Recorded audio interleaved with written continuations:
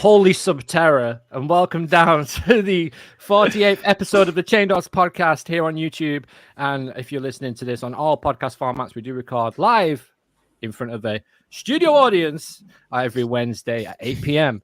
Hope you're all doing well in the chat. And we've got a little topic to talk about today, but also Sean's back. Welcome back, Sean. Hello. How are you doing? Stranger. Everyone say hello to Sean in the chat. By the way, there's 28 people watching right now. Thank you so much for tuning in. We really appreciate it. And you're choosing to hang out with us this evening. It's great. Yeah. How is everyone doing? Good. Good. All good. All good. Nice. But I said 48th episode at the start of this. 2 weeks, guys. 50th. That's mad, right? That's crazy. That seems big. That seems like a big number. I can't believe it. I mean, we probably should be on more. We should be on like 100 by now, but like, yeah, it feels like a big number, but it feels like we've been doing like 100. Life happens. We're obviously going to talk about Nemesis first. It's a massive thing that's like it's happening. So well I done. missed this. Have you not heard this? Have you not? I have no idea what's happening. Chat, do you know what we're talking about? I mean, come on, help us out in the chat. Yeah, really something's happening. If we know what's going on. Nemesis is closing on the 6th of November. Is that 6th all right? of November, last day the park's open. Yeah. Yes. Fireworks. So I would be choosing to ride Nemesis at night while the fireworks are going on. You'll still see the fireworks. Yeah, you can still see the fireworks from Forbidden Valley. That's a way to go out. Like there's a great spot that people go and watch the fireworks at, which is I can't remember the name of the building, but it's like up by Forbidden Valley, isn't it? You know that Ads will know. Ads probably in the chat. The Gothic Tower. That tower. Gothic Tower. Is that the Gothic Tower? Yeah. That's like where a lot of people go and watch it from. So yeah, you'll definitely be able to see it by me. I've ridden Nemesis while the fireworks are on. Actually, it was the first nighttime ride I had on Nemesis because we didn't care about the fireworks. It was with school, and we didn't care about the fireworks. We were just there for the night rides. How times have changed. I know, right? But no, I think if I am going to do that, that's one. Prospect Tower, not Gothic Tower. Yeah, it's Prospect Tower. Gothic Tower. Gothic Tower's somewhere else in the park. It's going to be, Prospect Tower, that's it. Well, did it used to be Gothic Tower and it became Prospect Tower? Never mind. Guys, aren't you building the park? Yeah, James, what the fuck? Sorry, Pete. It's good. You know what, though? It's going to make fireworks very busy even more. But then maybe it'll open up I say that like all the families like to go and watch the fireworks. They won't be up by Nemesis. But it's going to be exciting, man. Like a really long day on park, and then it's going to have a real like atmospheric feel to that night. I wasn't gonna stay over, but I think I am now. I think that's got to happen. Has to. Yeah. It's just it's an event I don't want to miss. It kind of feels like it's going to be another opening day at Pleasure Beach. Like but it's a closing day. Be there. It's closing day for a ride that has been so iconic for so long. But I'm excited to see what's going to happen with it. I don't know how you guys feel. Like I'm really excited to see what's going to happen with it. I think. Well, I've probably said this before, but I'm excited because it's gonna feel like what is the I don't know. I think it's Macau. Yeah. No, I just realised what it was. I'm excited just because I think it's gonna feel like Nemesis did when it first opened, and we've never experienced that. We may have experienced it 10 years after that, but even then, like it changes and you don't feel it change over time. So it's just gonna feel. It won't feel the same to begin with, but I don't know, man. I still think it's going to have the speed. I think it's going to have the intensity. I just think it's going to be better, personally. At first, I was kind of hesitant. I was like, it's not going to be as like ferocious. But now, the more I'm like thinking about it, I'm like, I think it will be. Definitely think it will be. I think. So, did you ride Hulk before the retract? I didn't. Oh, okay. But I thought you might have done that thing is as rough as balls. So I can't imagine what it was like before the retrack. Yeah, it's not. Recently doing it, it's not good. It's I don't know. In my opinion, we'll touch on Orlando just a little bit, later. But yeah. Mikhail, what do you think about this whole Nemi thing? This little thing going on. I'm not. I don't know. Like, I kind of think that there isn't much room for them to change much of the layout, if anything. Like, so I just feel like it's gonna be. Excuse me. I feel like it's gonna be a 1-to-1 retrack, most likely. Oh yeah, it's definitely gonna be like for like. That's given. Like there won't even be room for them to change like any of the roll rates on any of the banking, any of the rolls, any of the turns. So No, because of the clearance envelope. I think it's just by design itself, it's gonna have a lot of the same characteristics that it has now. It's just more structurally sound. And like the structural integrity of the footers of the welds, all the joints are all going to be secured. It's just gonna. I feel like it's just going to be an extension of its shelf life. And nothing more, to be honest. So like I'm not really too worried about it losing any of the aspects that we know of it for the ride experience. I agree. Apart from the the B&M roar it makes, but I mean, I think it's gonna like be sandy. Yeah, I think it's gonna. Didn't the original? I wouldn't say revive. I wouldn't. Sure. Yeah, I think it does. John Wardley. Even John doesn't know. Wardley said that. John can't remember whether they put sand on it. There's a video of him saying that they put. Why did no one ask that at the Q&A? Yeah, John, did you put sand in Nemesis? There's a video of him at everyone was another just event. like, hey! Yeah, at one of the last talks he did, where he does say that it's got, because someone mentions about what makes Nemesis like the iconic roar more than the others. I would personally say it's because it's a massive bloody hole that echoes. It's a huge hole. That's what makes Nemesis roar. So even with the sand in it, even if it hasn't got sand in it, more sand in it, it's still going to have it. It's just not going to be able to hear it probably from the car park. You might just be a little bit more damp. It's free tunnels as well that it echoes through. Yeah. It's still gonna roar. But I think personally, I'm excited that because we've seen a lot of kind of younger enthusiasts like prefer Inferno just because it's rideable. It's rideable. Yeah. And some people do find Nemesis. I don't find it unbearable, but some people do. I think this year, Sean, it's the best it's fucking ever run. Like, which is so ironic. Same. It's just like, yeah, I'll just be great for this year. We'll close. Okay. It's ran the best it's ever ran, but I always say that when I ride it. I'm like, it's just fucking fantastic. The ride we had when we was there, the last ride we had, James stayed in the park. We went off to the hotel. But the ride before it was just so fast. It was hauling and it was boiling as well, wasn't it? It was that really hot day. It was a really hot day. Even when we did it about, we must have done it about 12ish or something, maybe 11, 12ish. That felt like a night ride. It felt like one of them night rides you get on it where it just like blows you away. Yeah. It was crazy that week. That so whole fast, weekend it was like running crazy. I don't know what they did. Matt says if It's they just sell heat. parts of the track, are you setting up a delivery service, Sean? I have a van.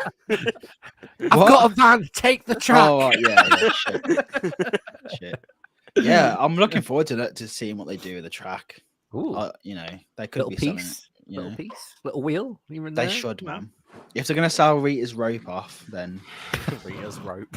Yeah, which is already on eBay, by the way. Like it's already it's on eBay. Yeah, it was bought by people to do a video and then probably sold off. A lot of people did. Nemesis have new trains, unknown. I imagine. I feel like they recently got refitted. I think it's got to. I don't know if they'll have new track. I think they might. If new they harnesses. They won't have vest restraints. I know No. that for If they can't. get a new Why? train, Because it'll be a monster. Monster couldn't have it apparently because it was like how enclosed, like how just because they're the too clearance chunky, envelope. the clearance of them. But like, so I reckon. Is it because they're too long? Is that a lot longer? Or I don't know what They stick out sideways, don't they? So the edge of the trains would be slightly further but out. surely like it's measured by your arm. Your arms are still wider than it, so it can't just be that. The vest restraints are wider, so the seats are wider. Like if you look at the entire row is wider. Like if you look at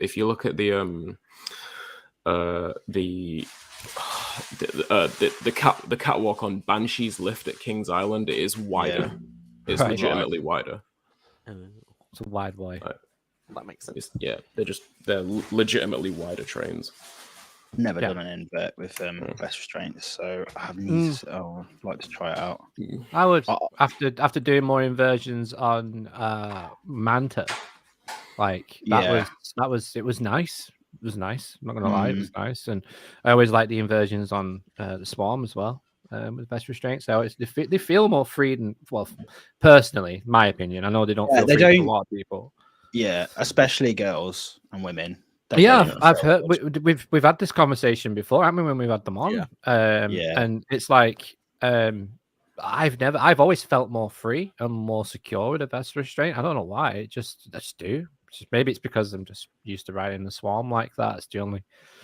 I love the Swarm so much. Maybe it's because of that. Like it's a different restraint type to what anything else you get in the country, which is nice to sit down in. It's quite comfy for me personally, but hey, what? They're better than bloody comfort collars. Tell you that much. Oh fuck that shit! We'll get on to that. We'll go there. We'll go there.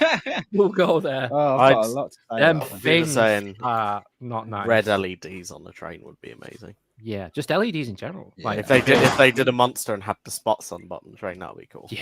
Oh my god, that would. That'd be so we've done it in VTO, haven't we? And it's like it looks amazing. It looks so good. We took photos of it. We did it for the New Year's. If you've not seen it, we did a New Year's Eve like celebration. We put LEDs on our Nemesis and filmed it. It was really fun. It was fun to do that. Shall we say hello to people in the chat? Yeah, Emma said vest restraints are disgusting. Sorry, I watched was it your Legendia one with Lex Weird? Strange restraints. I think Homer's are not that as bad as comfort collars though. Yeah, nowhere near as bad as them. So let's say hello to 13 ads. Emily F, Northern Matt, take Andrew out and back travel. Where's the match? Treehouse Coasters. Bobby. Was it Bobby's birthday today or was it yesterday? Can't remember. It was one of them. Today? Yesterday, I think. Yesterday. Happy birthday for yesterday, Bobby. I think. I can't remember. Joe, Carl, Jess, John. We've got Dark Shadow. We're with Razmataz. We've got Carl. Got a lot of people watching. Only 6 likes, guys. Come on. Up it up. Let's get up that YouTube. Let's get up that YouTube algorithm because they love them kind of things. Give that like a smash. But yeah, no, it's going to be insane. James, question for you, because you've not ridden Nemesis as much as us, and that's not your fault. That's just because you live down south. So, like, how are you feeling about this?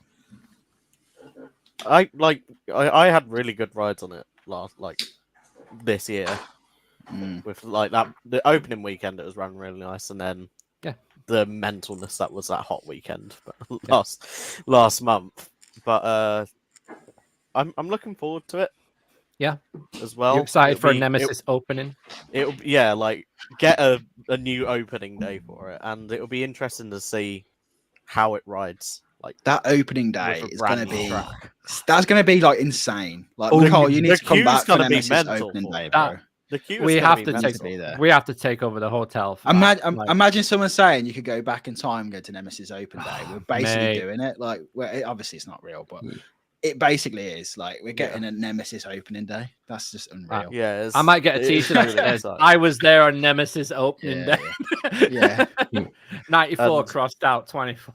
I agree with what Jammy said, saying what's that? Definitely think the Phalanx? Yeah. Phalanx. Will be incorporated into the backstory a little more, maybe new uniforms too. That would be good to like tie in the story a bit further. Because at the moment, because they've done had Subterra, had a bit of the backstory explored with that a long time after Nemesis was created. Yeah, it would be good for them to be able to maybe tie it all in a bit more cohesively. And I really liked what they did with Develop it a Subterra bit when they did that pre-show video of showing you the egg and the excavation and everything and what's going on underneath and what's underneath Nemesis. I loved that. I thought that was a really cool touch. So I hope we get something along them lines with Nemesis. There's no reason why we can't. Like, there has to be a story. If it's got the company involved behind Subterra, there has to be a story of some sort of excavation or something going on, but we have to go back into this area to change something in order for something to carry on, and we don't, it doesn't end the world or something, because like Nemesis is an alien at the end of the day. So it's like, I don't know, is this going to change the landscape completely of Forbidden Valley? Is this going to create a story chain through Forbidden Valley? That's something exciting we can speculate on.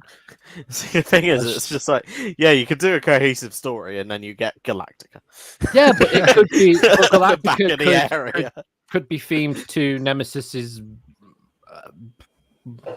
planet Nemesis lover.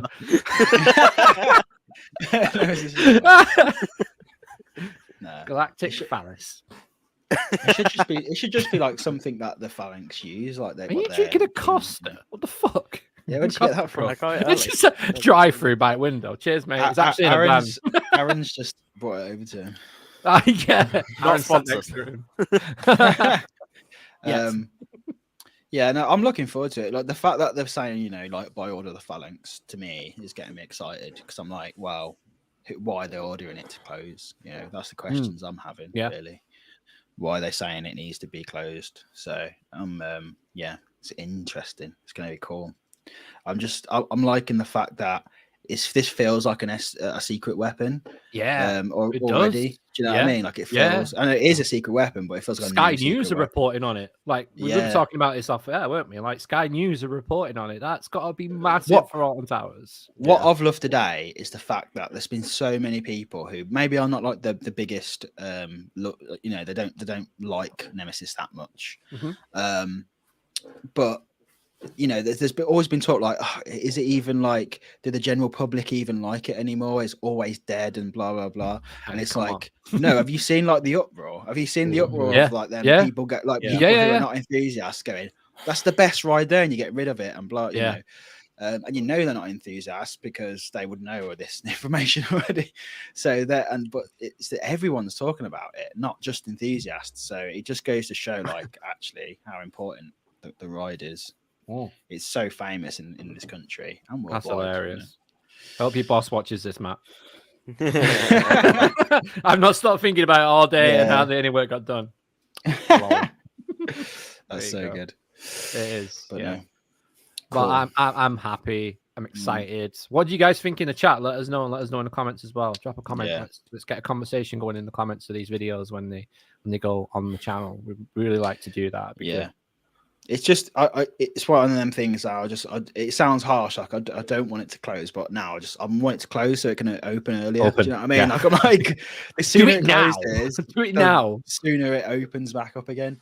Yeah. It's going to be sad having a whole year of no Nemesis, but I mean, it could be 2. I mean, I don't know how long it's going to be. Do you think they're realistically get it done for next year? I don't think so. Apparently, yeah. Weather dependent, right? Weather dependent. If apparently it is 2024 that they'll be. That makes sense. 2024 Nightfall, because the amount of work that they are planning on doing, it's a lot of construction. Yeah, it's probably more than a regular ground. Yeah, because a normal fitting of a coaster, they pour the footers. Yeah, build it up. They got to remove an entire ride before them building. And some of them footers are like buried. I want to be there to see him try and get like getting bolts out. Like that, How is it even? I don't know. It's going to be interesting, isn't it? Because normally they're just like, wouldn't they just like? I want Towers to do social media. If you're watching this or listening to this, do a bolt count every time one is removed and put it to the side. Take a picture every day of every bolt that's removed, and we'll have an official bolt count to how many bolts. I just want to see a video of them doing like an F1 pit stop. Removing a time lapse. It's got to do a time lapse. It's got to do a proper like 360 time lapse or something. That'd be amazing. Yeah. That'd be so cool. That'd be cool. Just release it after it's done though, and you can like look back in it and actually like circulate around. Set up a live cam of it. Oh, live cam! I have done that with epic. rides before. That'd be so cool. What did they do it with? Did it Swarm? Did they do it? They did a live cam for it with Swarm, didn't they? And then they did it into a time lapse later on after it was built. And I know Wicker Man had it as a time lapse. They didn't actually have the cam feed, I don't think. Cool. Yeah. Pit stop changed the Nemesis support in only 7 weeks. Ferrari would be proud. It's B&M though. Like you made a tweet before, like everyone needs to chill out. It's B&M. It's not gonna go wrong. This is gonna be, It's not a Tazaka retrack. Fucking hell.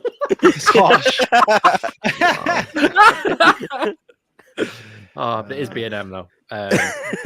So they've been in the industry for so long, like they know this. They know right, doing, they can't mess this up. They can't mess it up. They've only got better since 1994. So yeah, let's have faith that the most reliable.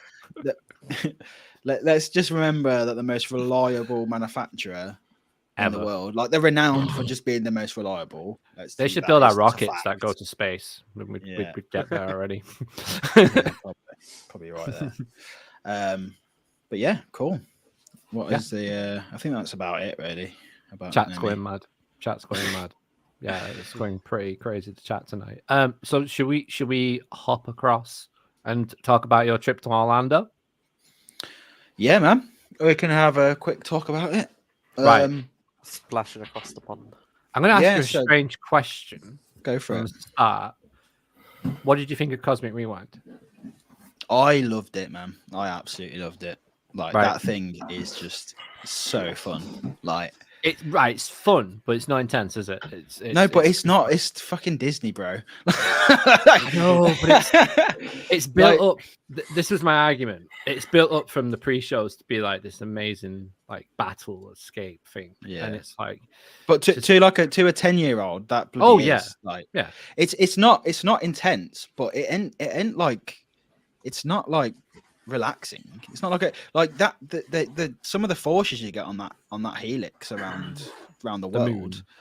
Yeah, they're like good, man. And I don't know. It's every coaster has its place, and that for me is like everything involved in it. It's like the onboard audio station. The flipping station is like one of the best things though. Doesn't that actually feel like you're in an escape area of a ship and people are leaving? They did that so well. Yeah, it feels like you're on a gimbal when you walk through it and you're just seeing a scene from the movie. It's mad. How many times did you do it? Did you just do it once? I did it once. Yeah. So we went back because we did another day at Epcot. Nice. And then we managed to get another one booked in. I couldn't get up early enough the next time. Yeah, the second ride on it was like so much better because I can imagine we got a better song as well. We got Blondie the second time, which was like really added to it.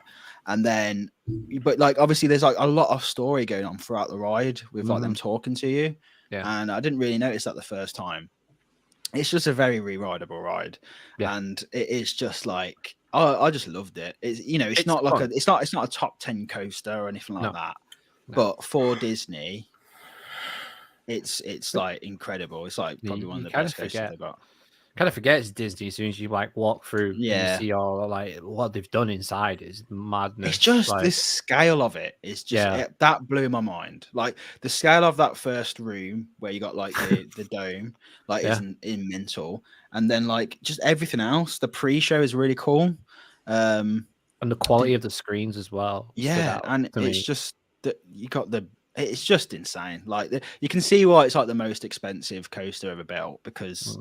It is just the scale of it. It's not the coaster itself necessarily. It's not even the tech because like the tech's good in there in terms of the screens and everything. Yeah. But it is just the theming that's gone into it. Like every little detail. Like how good are the models? The models and the queue line are insane. That is such a clever idea. It's just so good. And then to see what they've done with Avengers Campus, fucking hell. It makes it even worse. You see like web slingers. I'm like, are you kidding me?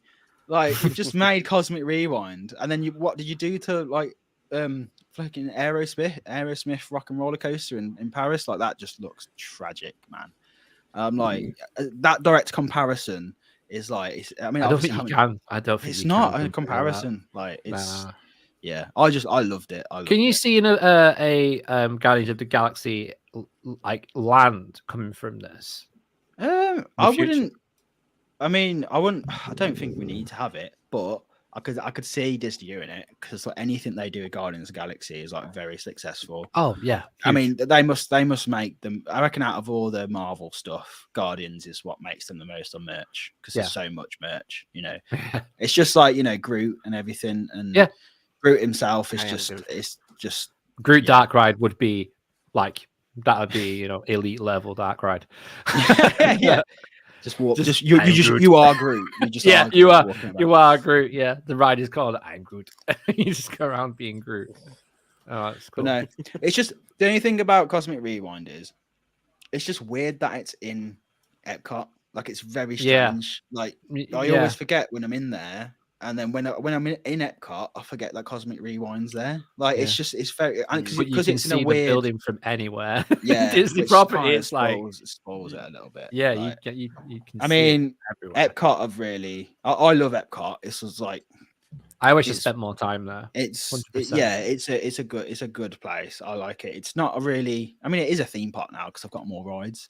They've got a bloody roller coaster in it, which is crazy. But it's like Harmonious, for example. Fantastic show, absolutely brilliant show. The rigging in the middle of the lagoon like ruins the whole atmosphere of that park in the daytime because it used to find a way of sinking it.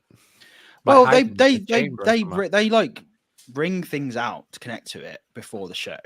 So why they can't? I mean, obviously there's reasons because it's so big, but like that was so nice to see that entire world around it, be able to see it. You can't see it. It's just like a big rig in the middle of the lake, and it looks really ugly. It is, yeah. Oh, Harmonious is already going. So yeah, it's going now, isn't it? Yeah. What? Which I was. Yeah, they announced it at D20. Yeah. How good is that near finale of Harmonious when all the fireworks come off from the side of the banking? Yeah, it's honestly, it's an incredible show. Like, it is an incredible show. But so was Epcot Forever. Epcot was really good. Epcot Forever was good. It just had different things in it. But there's a guy on YouTube that records everything in super high def, like HDR, and like I don't know how he gets away with the quality he does. He must go like 4 or 5 times in a week just to get one video put together of one show. Different like angles. And stuff. It's so good, and you can go back and watch all the old shows. It's a great channel. I wish I knew what it was. If I find it, I'll put it in the description. But it was so good. We were watching it, weren't we, James? At one point. Yeah. It's like so clear. I think Claire like nails it. Like the music, the actual the music for Harmonious is so amazing. Good. Like it's one of the best ones. Like it's just everything in it, and it's the fact that they're doing like some of the Disney song, like the most famous Disney songs, like in the different languages as well. Yeah, that's like, great. It's such a nice touch, and it really feels like an Epcot thing. A lot of the people moan about it because they brought too much IP Disney into the shows. But I'm like, it's a Disney show. Like sometimes that's Disney shows step too far away from that. Yeah, you're in Disneyland. I think the thing is like the Epcot purists want it to be like Epcot from back in the day, which was like nothing to do with any other IPs, which I kind of get, but also like people aren't going to keep going to Epcot. That's great if you grew up with that, but if you're like someone who's never been to Epcot before, and then you just go to like these old crusty rides that like don't work anymore, like it's not that magical to that new person. It probably is to you, but it needs to move forward. But it's it's one, but like I say, Harmonious is great, but it's not worth like destroying that view across the lagoon. It's such they should probably think of a way of like building a chamber for it to sit in during the day or something. Like, I mean, they could easily do that. I mean, I say easily. it'd be like years of work, but they could do it. But then you'd have like building work going on in the middle of that thing. But World Showcase is what makes that park for me. Always forget it's a 365 day park. Yeah, it's just you never have a downtime. Never stops. No. So that was Epcot. We did drinking around the world. If you haven't seen Parks and Pints vlog on it, bloody it's very funny. It's very, very funny. We managed to make it around the world. It was so good. Highlights. So Velocicoaster was upside down. What's that? Is that an in-joke that I didn't know about? No, I ain't I was Matt dared me to ask. Oh, does it go upside down? Yeah. I don't get it. But yeah, it does go upside down. A lot. Oh, is that like an icon joke or something? I don't know. What is it? No, Matt just dared me to ask it. Okay, right. I just want to know what Matt's thinking of that is. Yeah, Matt, tell us. But yeah, so Velocicoaster. The first time I did it, like I was blown away by like the queue and everything, and I did it, and I was like, that was a solid ride. That was a good ride. Didn't like really make it like I didn't come off it going, that was the best coaster I've ever done in my life. I was kind of like, it was good, you know. And we had a few more rides on it, and then we got a night ride on it. And yeah, that just like changed everything. Like they should just close that coaster in the daytime and just have it running around all day, and then just open it on the night time, because I know we say this for a lot of coasters, like, oh, it warms up, but for me, like that coaster, it warms up. It literally is like night and day. Like when you're riding it, it's a completely different coaster at night. And it doesn't matter where you're sitting for me either. Like you get the best of front or back, middle train. Like we tried it all, and it's just like solid. It's just so consistently just nuts at night. But yeah, like like I say, in the daytime, it didn't really like blow me away that much, I've got to admit. Like not like I did when I first did Taron.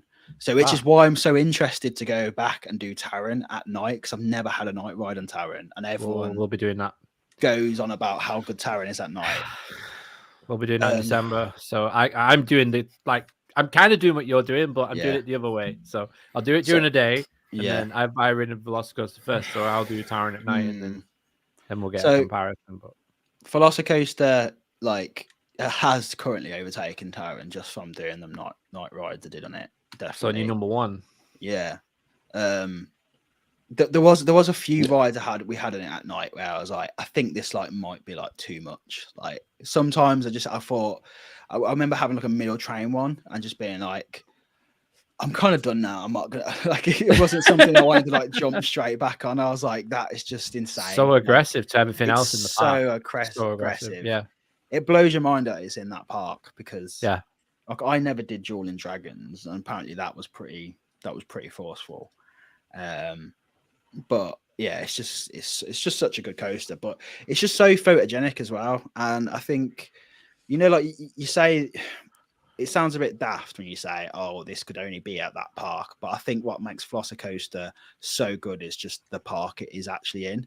Yeah. Because when you come over that top hat at night and you see that view, like it's just incredible as well. Like just everything, like it's just like the lagoon and free, like you see, like feels like you can see forever, and it's just you could go up that top hat and look in different directions every time you ride it, and you still have a spectacular view no matter where you it's look. Just that launch before that second launch when you're going on it, it feels like, you know, when you do like a warp zoom in and you got like motion, put motion. It literally feels like, that's why I say that it's like warp speed, because it's just like your vision just goes, like it did for me. Because of the tunnel. It's because of the tunnel, and then you just go up all the lights and stuff. It's mad. It's just crazy.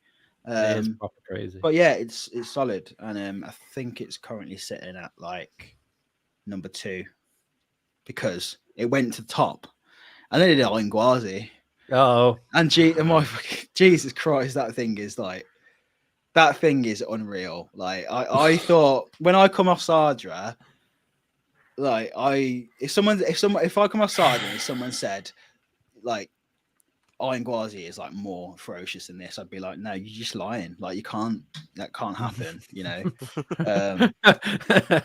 And it's just because with Zardra, the thing is, what I noticed with Zardra is that it warms up like a lot of coasters does. Iron Gwazi, we did it like first thing we did it at like 10 o'clock, and that thing felt like Zardra at the end of the day, and then it just continued to like warm up. And it's just a weird one. To me, it feels like Untamed and Zardra, like a mix of both. Oh, you're getting like the mad ejector that you get off Untamed, but you got in the speed of Zardra. I think it really is dependent on what you like, because I think we talked about it, didn't we, before, Mikhail, about how what makes Zardra good is how like the elements are so drawn out. So it's not just like bam, bam, bam, which a lot of RMCs do.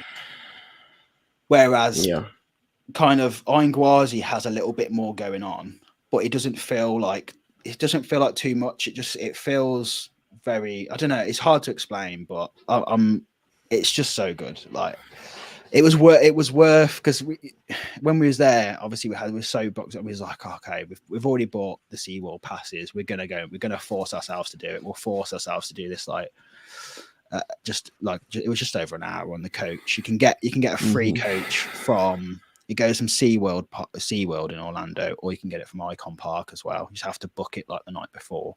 Yeah. And it's really good because we got there to get this coach at Icon Park, and there was like an insane line.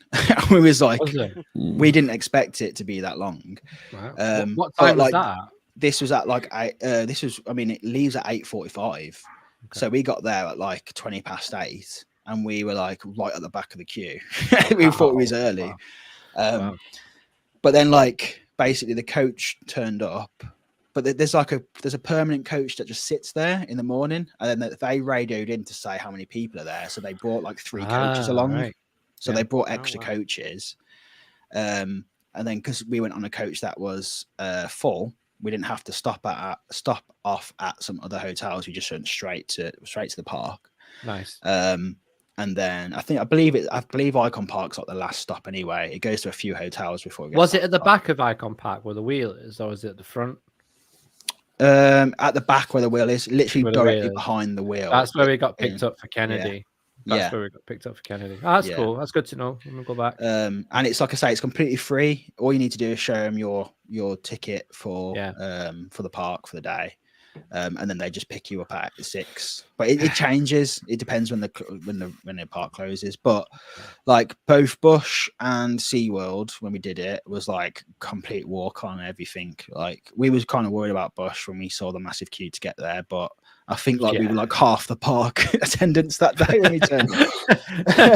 Everyone is from Icon Park. But Busch in general is just, I love that park, and I'm very excited to go to the Busch Gardens Williamsburg now, because everyone talks about how like beautiful that park is. And after seeing Busch Gardens, I was like, because we did SeaWorld then Busch. For me, SeaWorld is a cool park. It looks a little tired. I've got to admit, it very much looks like it's a bit of a concrete. There's some nice theming and buildings and things, but like comparing it to Busch, where Busch is just like very green. Like I just love all the theming around Busch Gardens, Tampa. It's just it's a lovely park, and it's got some great coasters there. It'd be weird because it could be in a different park. Yeah, rather than being a different park, especially Mako. Yeah, Mako. So there's so much I got to talk about, isn't there? Because I hadn't done Busch or Busch or SeaWorld before. I'll just carry on with Busch. Busch was good, great. I felt like if Iron Gwazi wasn't there, it would be missing something. I feel like I would have felt like it would have been missing something. Because all the coasters were good. It just didn't feel like I don't think it would have felt like a complete park without it, really. Iron Gwazi gave Busch Tampa that elite level coaster of the 2010s. Yeah. that it needed. Yeah. It feels like a complete Montu, park, like a complete lineup now. Like it feels like it has a lineup. Yeah, Montu and Kumba are still elite level coasters by our standards, but they are the elite coasters of the 90s. Yeah. And the 2000s. By the way, Kumba is fucking insane, man. Like that thing is just like, I loved it, like I liked it, but I just didn't understand it. I felt like we were going so slow, but the forces were like making me grey out. Like I don't know what it was. Like me and Joe both was just like, what is this thing? Because was it the day after drinking around the world? No. I don't know if anyone else thinks this, but that thing is like very not to the level of like, I don't know. It was just weird. I was like, I expected it to be a bit janky, like Dragon Khan and stuff, but it wasn't. It didn't feel rough, like at all. And I was like, I was just kind of confused by when, you know, everyone was saying it was rumored to be like going, and then they said it's not going anywhere. Yeah. But it was a great coaster. I loved it. It's weird. Like Kumba's weird to me. I prefer Hulk personally. Like obviously you've ridden Hulk more recently than I have. The rides I got on Hulk last November were some of the best rides I've ever had on it, and I prefer Hulk to Kumba. But it's like I don't know what it like. I every time I go back to Busch Tampa, I keep wanting to give Kumba more and more chances because I feel like I keep getting just lackluster rides on it. I feel like it rides. I feel like it rides better than the rides I've had on it. Yeah. So, and like I'll be back there next week. So I'm wanting to give Kumba more rides, and I don't know if it's because try shore up my memory in like the front row, in the back row, and try and get more of an understanding on Kumba myself, just because like it is you could argue it's the most iconic ride in the park, but like it also like I said, I feel like it should ride better than what I've experienced. But I think because obviously like Orlando's going through an insane heat wave at the minute, which I'm like, it's Orlando. Can it get a heat wave? Like, can it get any more heat wave? It bloody can, man. Like it was like our friends who live in Florida were like, we don't go out in the afternoon. Like we just don't like like I got speaking to Sam like expedition, and he was like, no, I'll meet you later. I don't go out in the afternoon. No. We do. We just start with it. Just don't do it.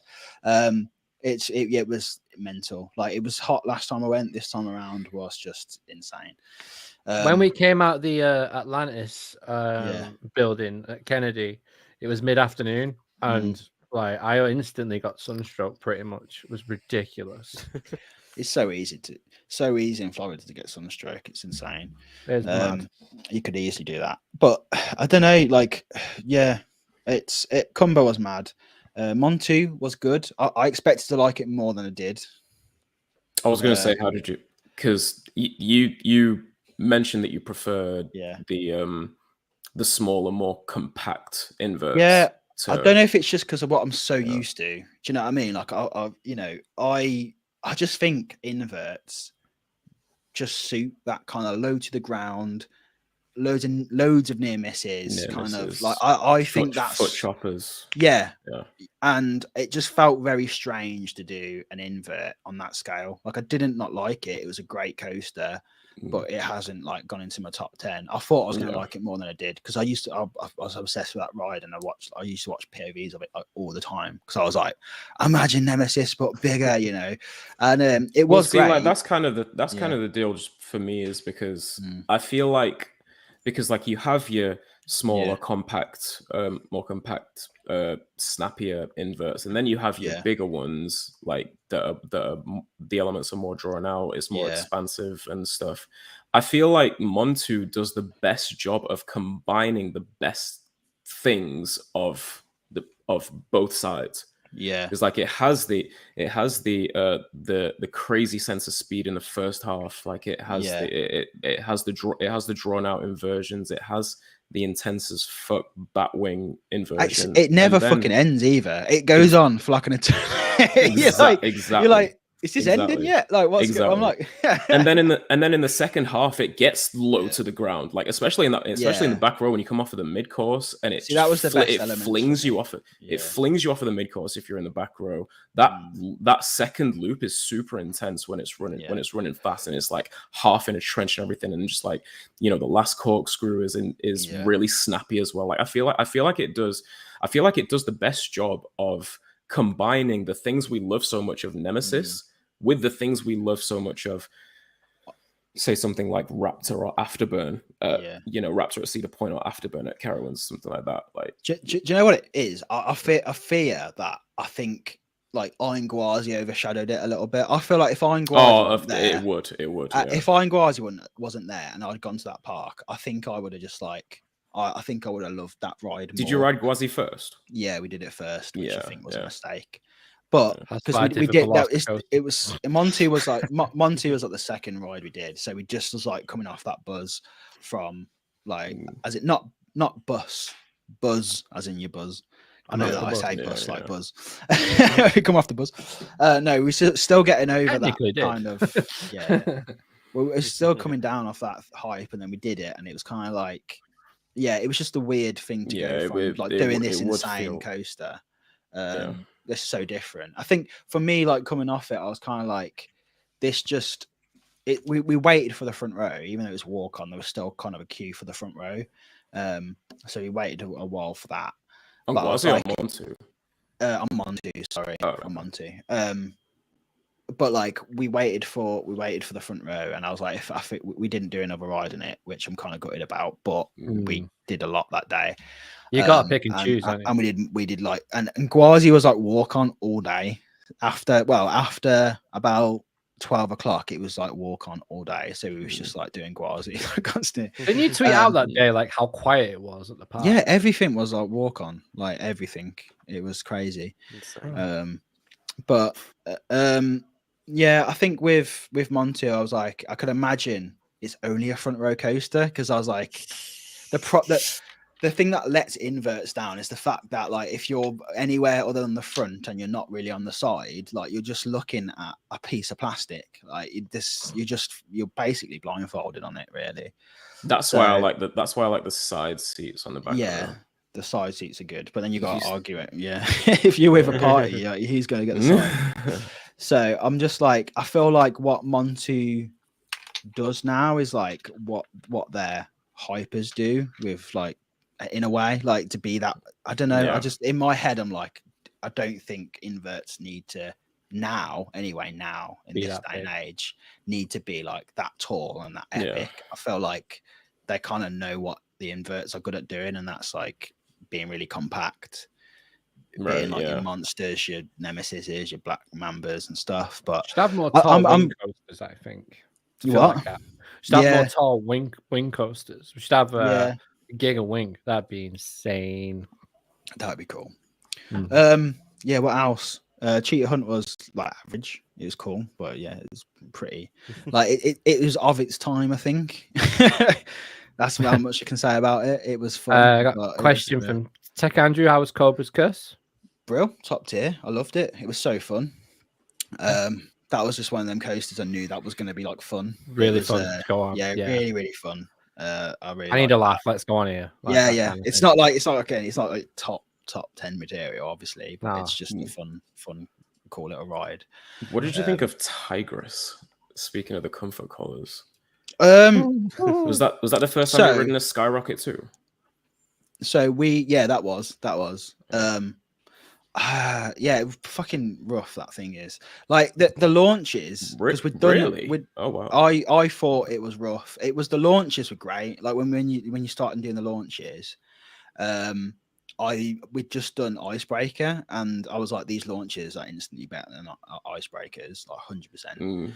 But then like after we went over the first inversion, it was again, it's the comfort, it's them trains, man. Like the trains are so like they're very shallow, so your shins are like hitting them, and then you've got this thing around you that's like so constricting for me.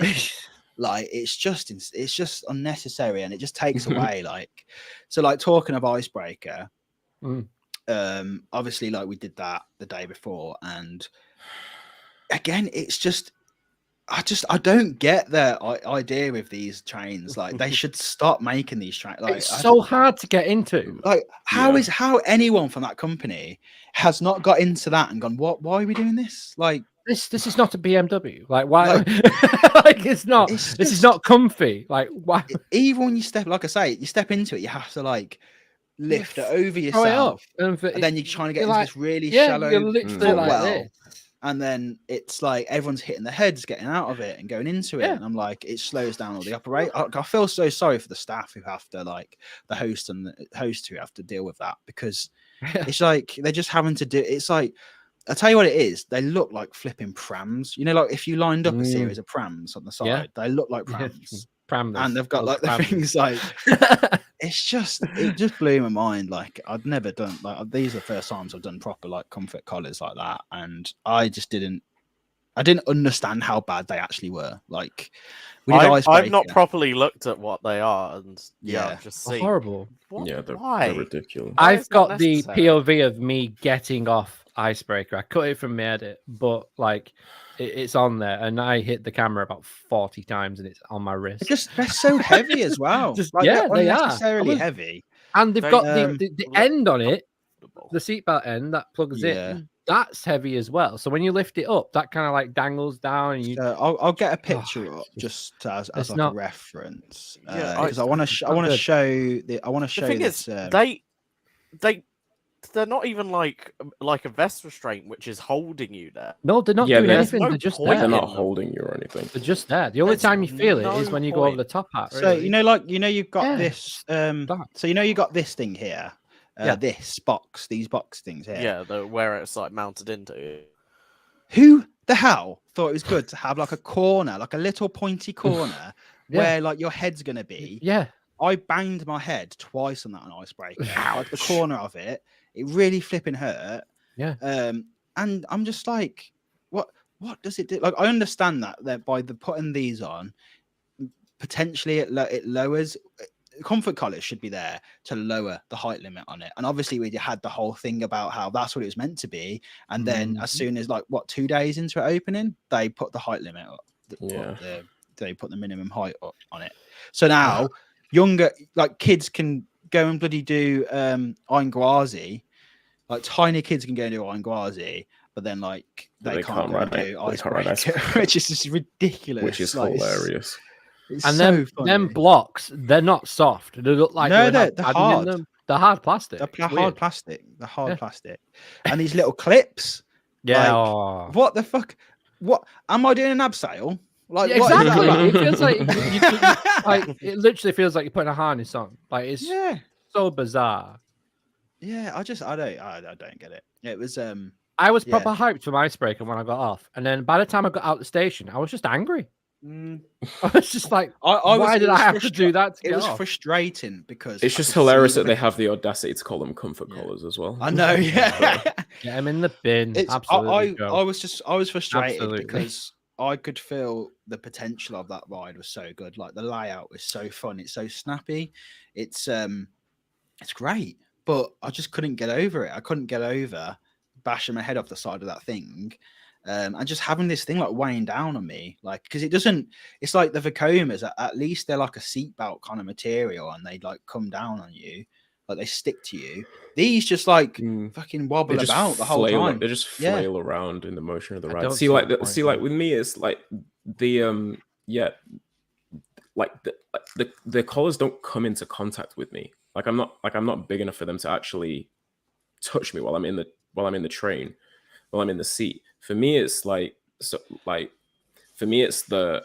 shape of the seat itself, as well as the unnecessariness of the comfort collars. It's the shape of the seat back. It digs into my lower back, and then it's a really snug fit anyway, and it's everything that everyone said, they're so hard to get into and out of. That it's because of the way the seat is shaped as well, and then the shin guards aren't helping anything whatsoever. It's just a bad train design all around. So Out and Back is saying that comfort collar are for anyone with finger hand amputations. Prohibit anyone.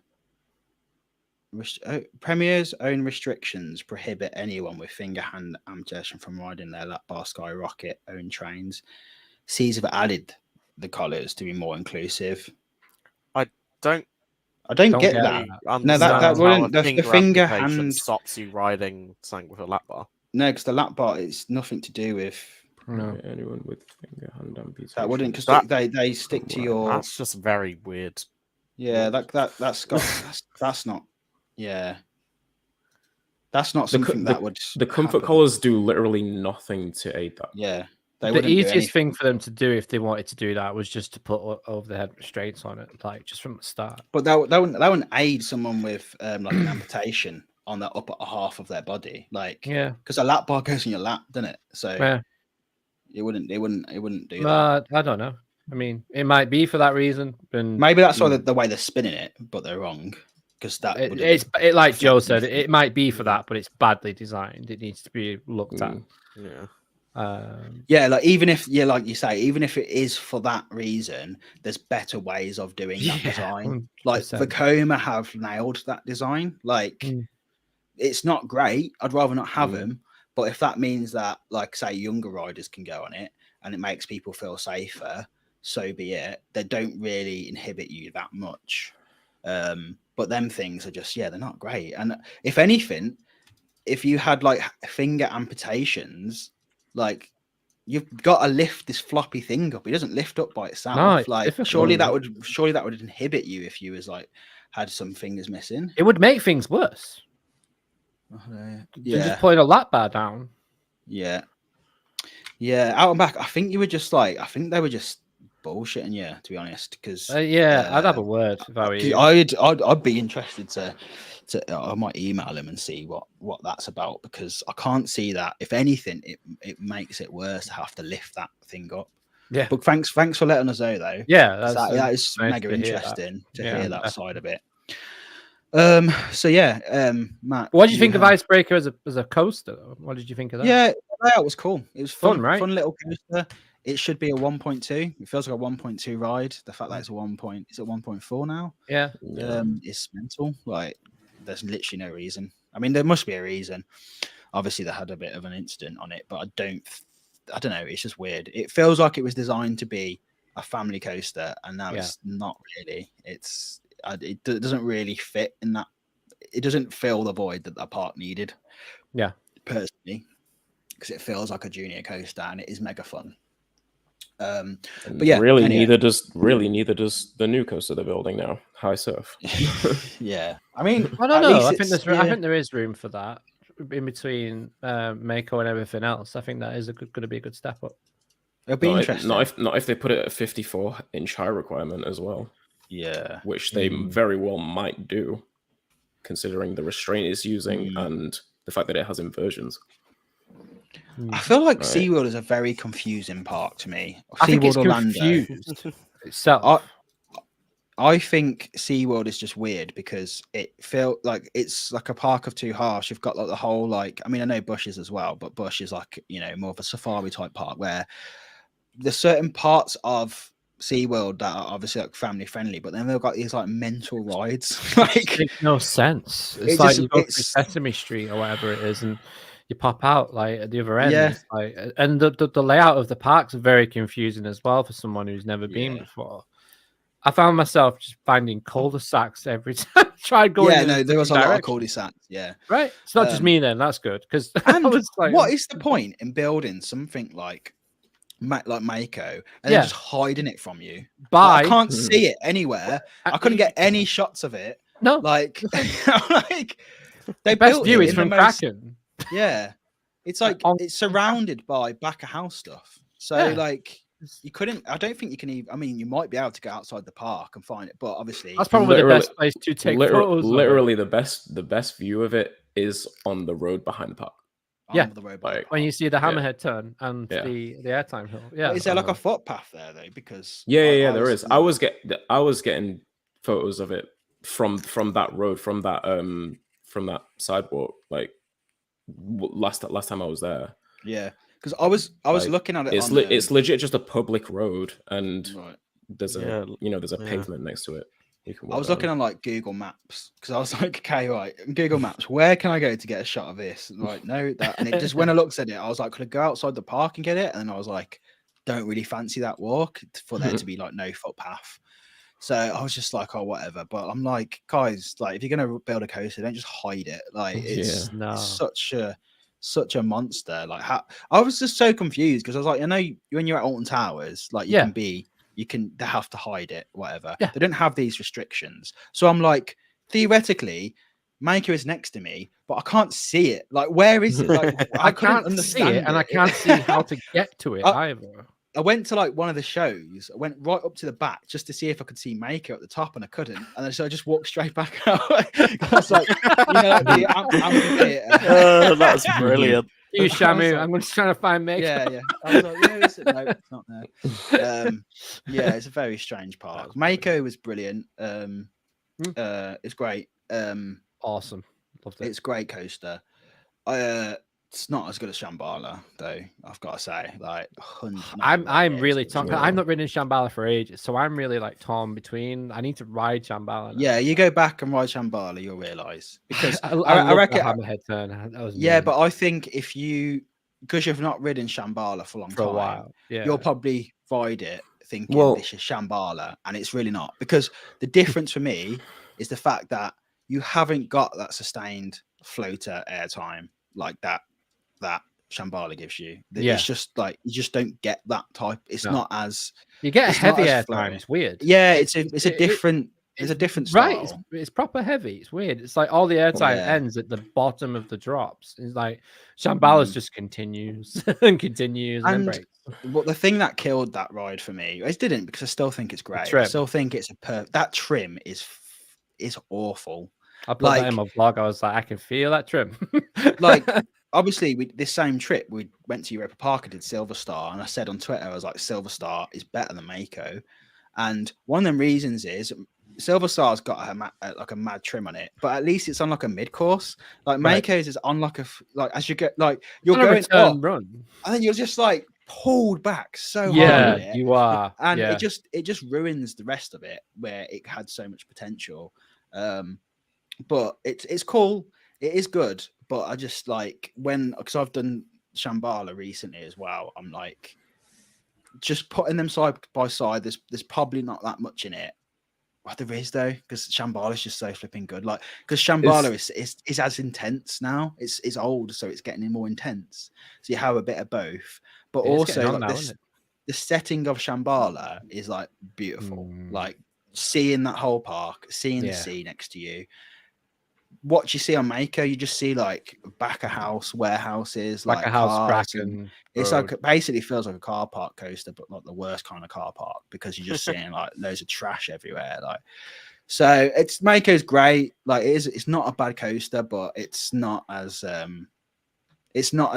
high up on my list that I thought it was going to be. Literally, I haven't ridden Shambhala since 2016, and I still have Shambhala ranked over Mako.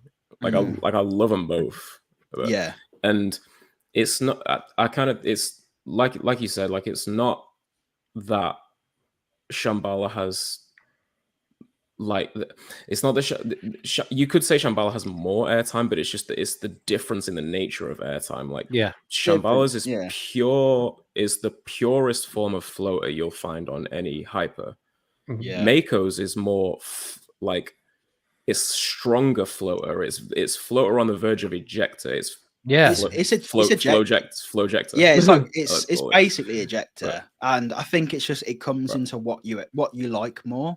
Exactly. And we was having this conversation today I was having it with Callum and Ruby, because they were saying, like, they said, Hyperion makes Shambhala look. I'm like, no. I was like, it doesn't.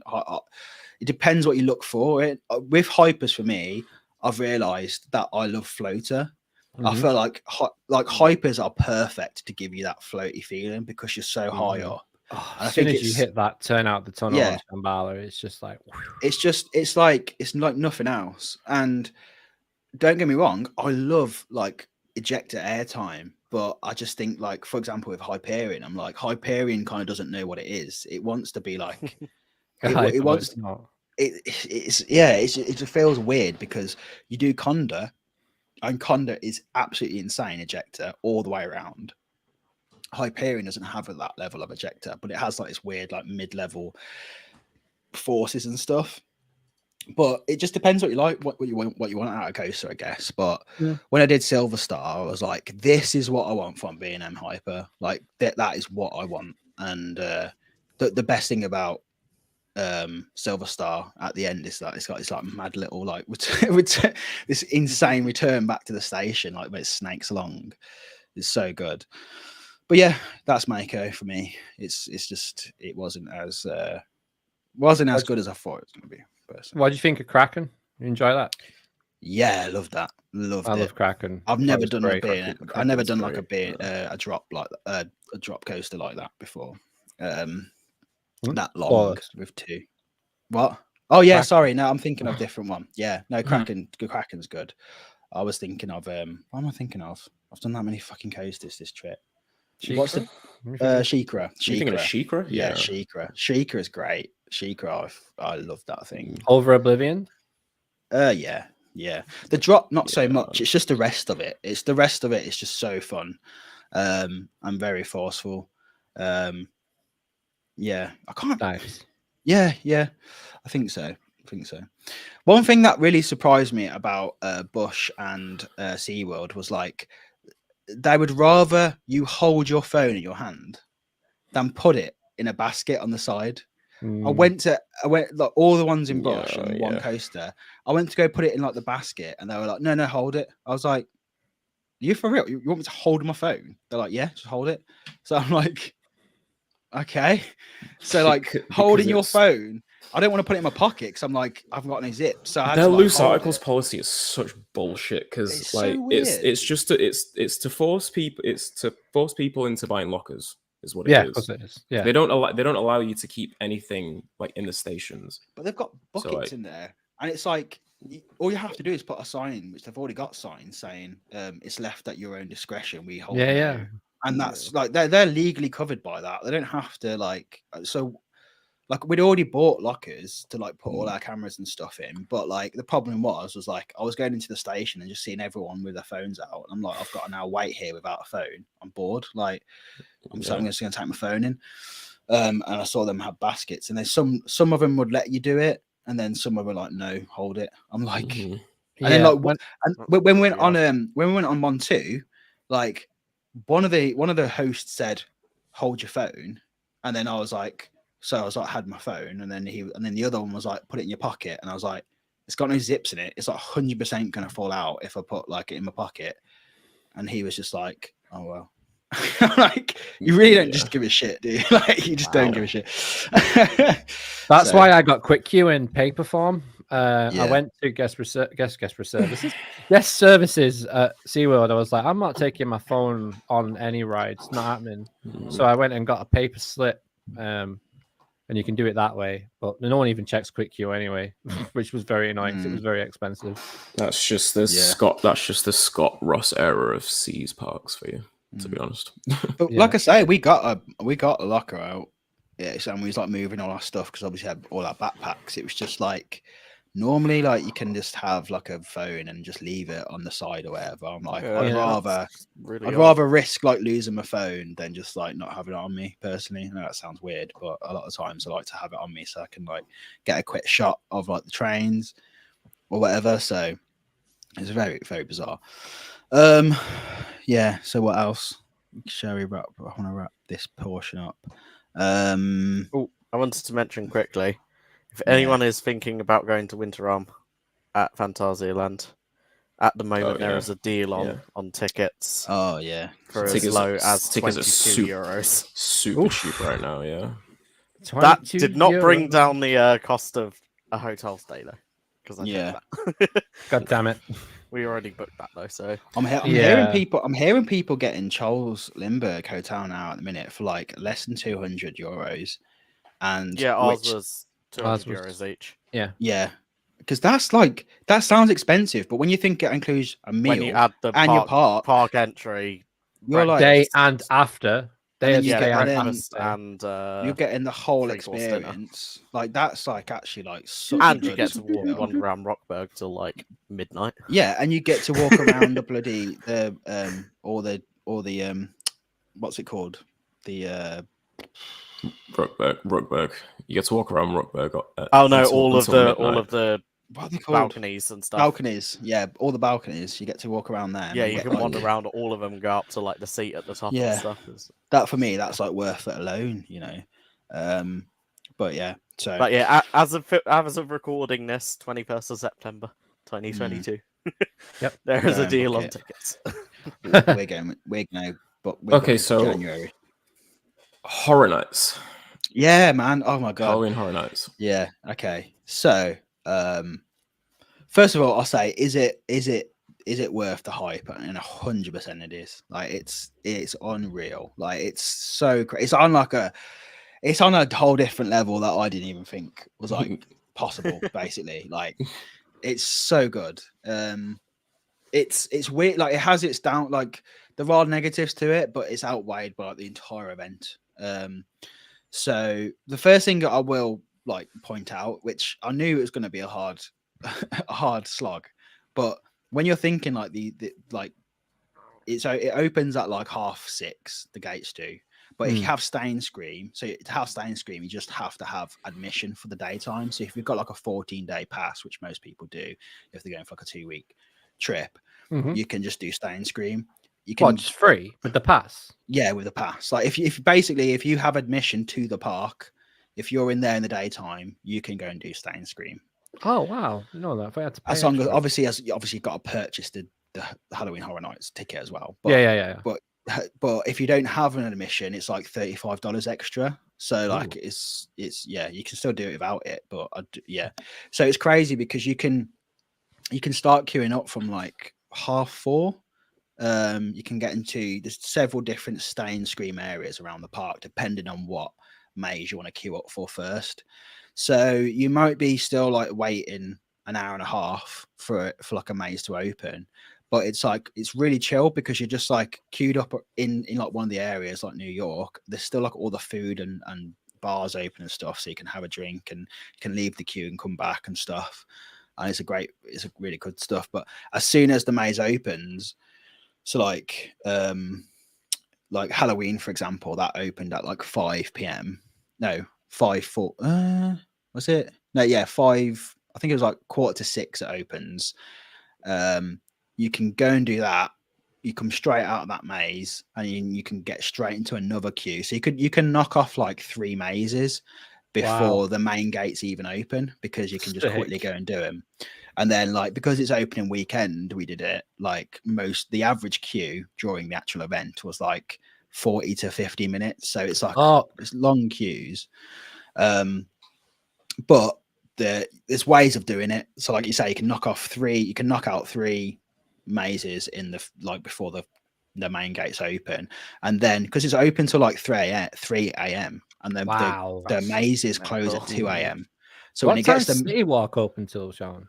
That again, that's like open. That's probably open till like 4 because one night we left and then went and got something just to eat.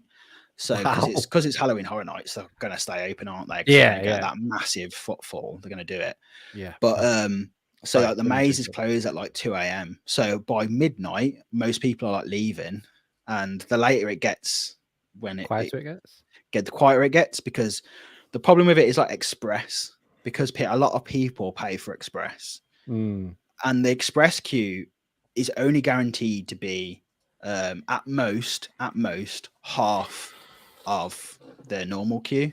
So if it's like an hour long queue, you're still waiting for like half an hour. So it's still like a significant wait if you've paid like $150 more. I still think, but I think if you have that, you can get like an express package for the whole event. So I think that's where it makes more sense rather than just having express for one night. But anyway, but yeah, so at midnight the queues dramatically come down. You can get a lot. You can basically get like 5 mazes in from like 12 to like 2. So That's you kind madness. of, but it's like a whole park day in itself. Like Yeah. the amount of steps you're doing, like it's insane because it's the entire studios park. It's all over it. Like it's not just like one section, it's everywhere.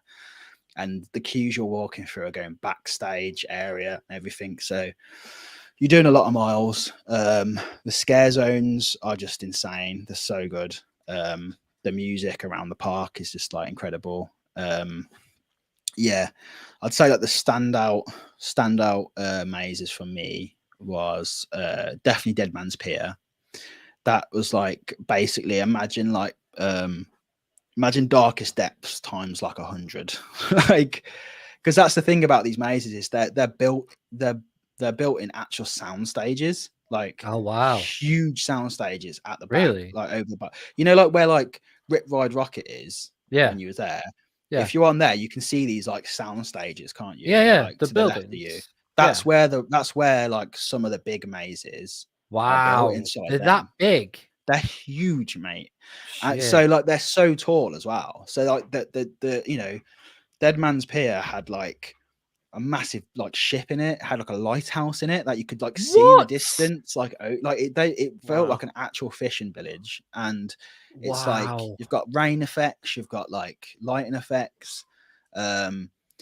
It's just like it's insane. Like if I would honestly go onto like go and watch like a walkthrough of it. Yeah, I'm intrigued with that because like it will just blow your mind. I didn't realize they were in them soundstage. I thought they were just pop-ups like around the park. So like when like Halloween, that like they built the flipping house out of Halloween inside it. So like you're walking into it. Like the Halloween one was so good because I've done it before, but this one was like basically Halloween Kills for the new movie. No, this was like this was like original Halloween. Oh wow! Even exploring like Michael Myers like childhood and stuff. And Whoa, so like really? you see him, you're going through like his life sort of thing. Wow. So you're going through like his like him like when he first killed, and then like him being in like the mental asylum, and then and then the house from the original film, and then going through there, and there's some iconic scenes in there. It was so good. Something that like I was hesitant about was because obviously we all have heard like it is a constant conga line. It's really weird because you're in the queue and then the queue just keeps going through the house. Do you know what I mean? So, but it's like okay, that's yeah.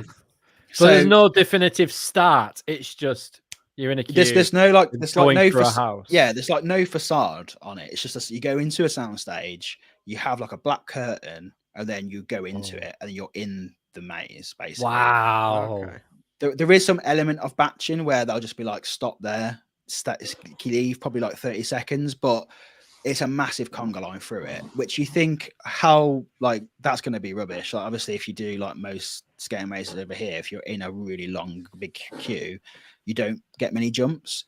But they pack these mazes with so many actors, like you will get scared, like you will get jumps. And it was just Did you do any filming inside any of the mazes? No. You only can do it if you're invited by press. Ah, okay, right. You can't film inside whatsoever. Universal dead funny about filming, aren't they? But if you go to Super Enthused vlog, which is Jackie, Sam from Expedition Theme Park, like he's like he helped like film all the POVs with his like A0 and S3. So his are some of the best quality walkthroughs I've seen. Check it out. I want to see the Halloween one. That sounds insane. But, mate, there's 10 well, they call them haunted houses, but yeah, 10 scare mazes. Like it's insane the amount they've got. And I know Tully's has got like 10, but like these are like Universal, like built, like they're all so quality. Like there's like one of their ones that I didn't really know that much about and people weren't that excited about was called Descendants of Destruction. They've got a full train carriage in that maze, like you walk through. Like it's like what? Yeah, the scale of it blows your mind. But there's just so many good.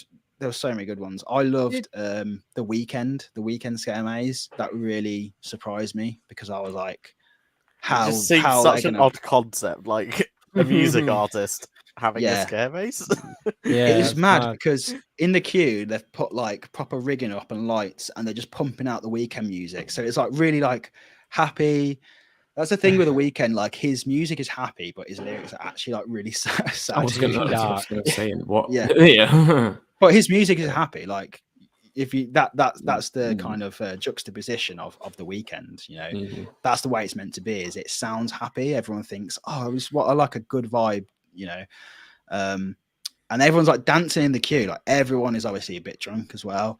And then the maze starts, and then they're still pumping his music in it. So everyone's like dancing through it, but then like all these crazy stuff is happening, and then like the music distorts now and again, and there's just like it's just so well done. It's like it's really hard to explain that maze without just seeing it. But it's if you've seen his music videos, you'll kind of know what to expect in it. But there's just this one really cool scene that I loved, which was him on a stage singing, and you're walking past it, like the front of the stage, and he's kind of singing I can't remember, I think it's Save Your Tears, and kind of everyone's like yeah, and then he turns around and his face is so fucked up and his tongue is like hanging down. Wow. So it's just like it's such a great like scare, like it's so cool. But yeah, it was a really good maze, but I love that one. That's cool. Yeah. Oh, it's got me hyped, man. It's got me hyped for Scarefest. It really has. It's talking about mazes and stuff. My first Scarefest. Yeah. So yeah, glad you got good scares. Don't get me wrong, they look terrifying, but scares don't look as immersive as towers or thought mazes. It just looked like the same action on repeat. Nah, it's different level, man. Like you can't, like I'd say you can't compare them. It's like you can't really compare them. Like, I think it's one of them things you have to go to it to experience. It's so different from a third party. Yeah, it's so different from like a UK scare maze or other scare mazes that I've done in other countries. Like it's just like it's like being inside an actual film in terms of like, and even the scares, like it doesn't matter that you're not getting as scared, like people aren't grabbing you and stuff, like you don't need that. Like the way they set it up, like something that they like to do is they like to do scares in 3s or 2s. So like you'll be looking one way because you're like, I just saw that person got scared, and they'll be like something come out of you there. It's crazy how they do it because they must have like 30 scare actors in one maze because it's crazy. Yeah, could do a Robbie Williams themed one next year. Oh dear. But yeah, the food there is next level. Like there's so much food there that you can just like, because we did 4 nights there altogether. And we stayed for like the entirety of each night. Did you see any of the Hogsmeade Dark Magic stuff? No, that's only in Universal Hollywood because it's in the park. Is it Hollywood? Oh, I thought it was Orlando as well. Because obviously in Orlando, it's in the next park, isn't it? So it doesn't really. I mean, they could probably do it in Diagon Alley. Yeah, I think they like to use Diagon Alley as somewhere to like escape the scares. Everything. Yeah, because you can't get away from the scares. Like if you're not going through a scare zone, there's like people just running around with chainsaws constantly. It's like you can't escape it. But yeah, it's just like a really big festival. It's like a scare festival, and it's on another level. The music's I hope one day I get to go to that. It's and the merch as well. There's some awesome merch in there. It's so good. Did you get anything? Did you get anything? Yeah, I got a t-shirt. I got a Halloween Horror Nights t-shirt. And Joe got a bag, Halloween Horror Nights bag. Which is like, it looks like a Loungefly style bag. It's not Loungefly, it looks like it, but it's got like all the like different icons on it, like in a cartoon form. It's really, really cool, actually. Yeah, that's cool.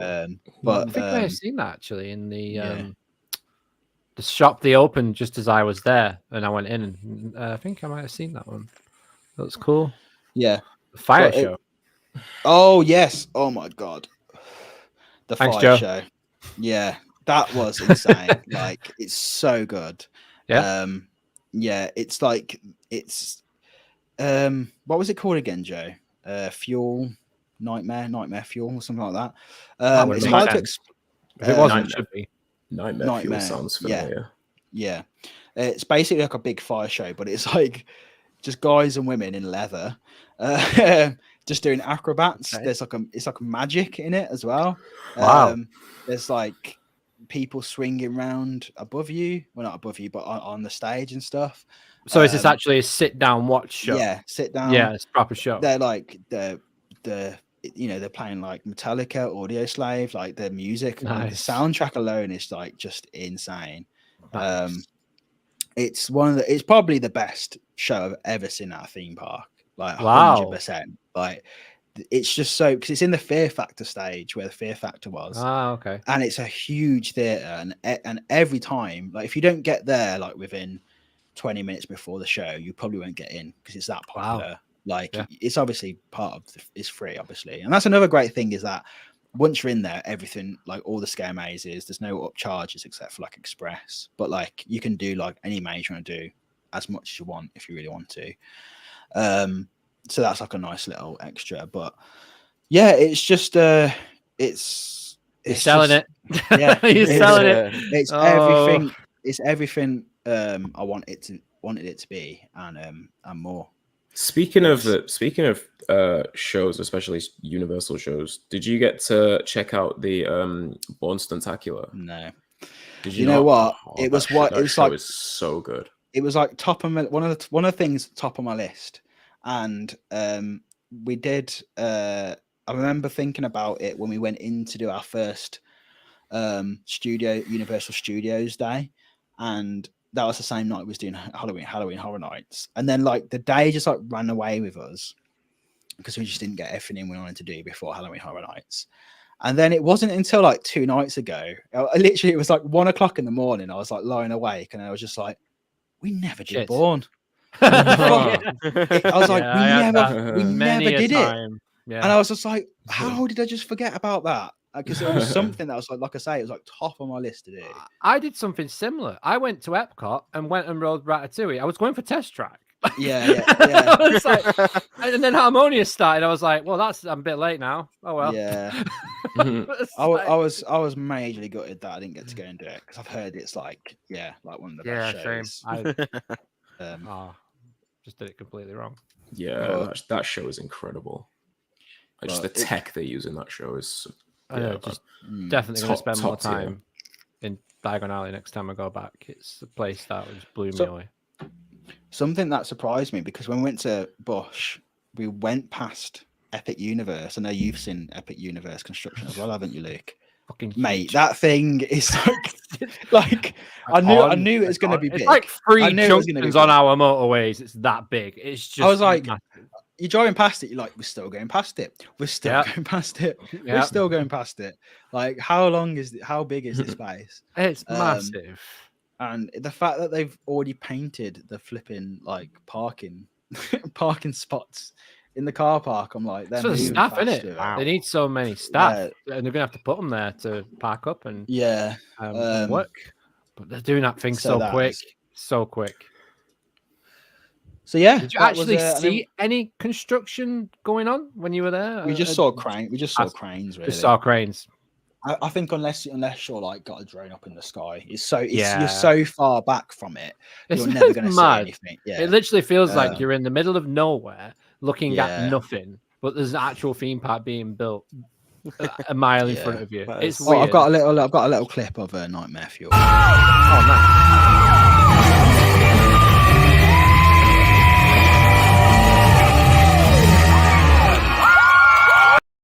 That's like a little clip of it, but yeah, it's epic. Demonetized.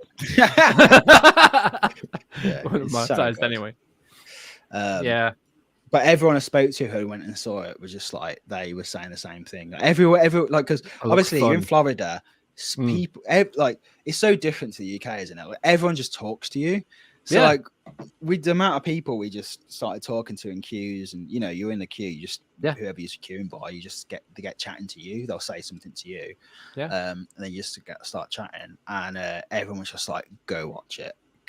And we was like, "Okay, well, we're finally going to go and do it." And then it's incredible. That's awesome. Yeah. I had so many people asking about my camera in Florida. I don't think you can get the DJI Pocket in Florida because everyone was like, they were like, "What is that a camera?" And I'm like, "It does, it does look odd if you've never seen it. They're not they're not as popular as you think they are. They're so cheap though. Like everyone loves their like point and shoots, don't they? Like these little they things. love like, everyone loves these. Yeah. Whereas they're just not really got on the hype of the because they're great little cameras, aren't they? They've got a lot of people with phones and gimbals. Yeah, I'm walking around with the equivalent, just like a little stick. Yeah, it literally is the equivalent to it, isn't it? Like, it is. It's better. It's better than a phone. It's ridiculous. But yeah, so that was that. Then I probably forgot to talk about things, but yeah, then we went to Europa. Like literally, got back, went straight over to Heathrow, went over to Europa. We went to a wedding and then went to Europa. Europe's Epcot. Yeah, it was so strange going from. It's not even Epcot. It's like Disney. It's like a knockoff Disney basically. It's really funny being in that park. Who has anyone been to Europa? I've never been, but I've obviously seen and read and watched the documentary that they've done, and it does feel like that. Yeah, it's really funny because it's like obviously they've progressed past that, but there's just so like I didn't realize like how much they did to rip off Disney realistically. Like I know most parks have, like everyone's done like the pirate ride and stuff, but like there's literally a haunted mansion stretching room in their ghost train, and it's so awkward because like you go in it and it's like it starts going like you can hear the chains and everything, and then like instead of just like showing like the hanging, that guy actually just always like, my way out falls out.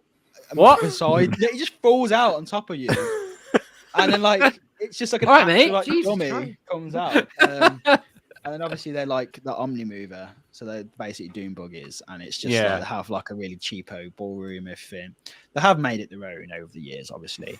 But yeah, it's a great park. It's really, really good park. I feel like it's missing something. I feel like it's missing a coaster, like a standout coaster. Hopefully, like this new construction will fill that. I don't think it will, personally, because isn't Europa Park just basically a testing ground at this point? Yeah, that's it. And it's Mark's testing ground. I do love that park, but I expected to love it more because I get, for me, it just felt like they'd borrowed from so many different parks. And it's like there's a bit of Efteling over here. There's a bit of like Disney over here. There's a bit of everything in it. They've taken the best things out of European and American parks, basically, and made it their own. But it feels to me, even though the theming is top level, like it is top, like 100%, it's Mac. It's going to be, isn't it? The operations are amazing, but for me and Joe both felt like it feels like a showroom. Like if that's what it feels like to me a little bit. That's what it is. Yeah, well, that's what it is. But it shouldn't feel like that, should it? It shouldn't feel like. Would you feel like that if you wasn't an enthusiast, though? Probably not. No, of course not. But you can't switch your enthusiast brain off, can you? I wish you could. I wish you could. It's also pretty unfair because we've just gone to Florida as well. Do you know what I mean? It's not easy, is it? It makes there's not many people who are going straight from Florida to Europa unless you live in like Florida. What you should have done is because you were in London, go to Thorpe. Yeah, like half a day, just to cleanse the palate. Have a little. Yeah, I think. But me and Joe both said that. We said, saw. Yeah, I expected to go there and fall in love with the park because that's like it looks like right on my street, and it kind of is. But also, we're probably kind of knackered as well. If we've jumped, absolutely, we've jumped forward 6 hours. But we still had a great time. But we both said, me and Joe were just like, this feels like when you want to go to Florida, but you can't.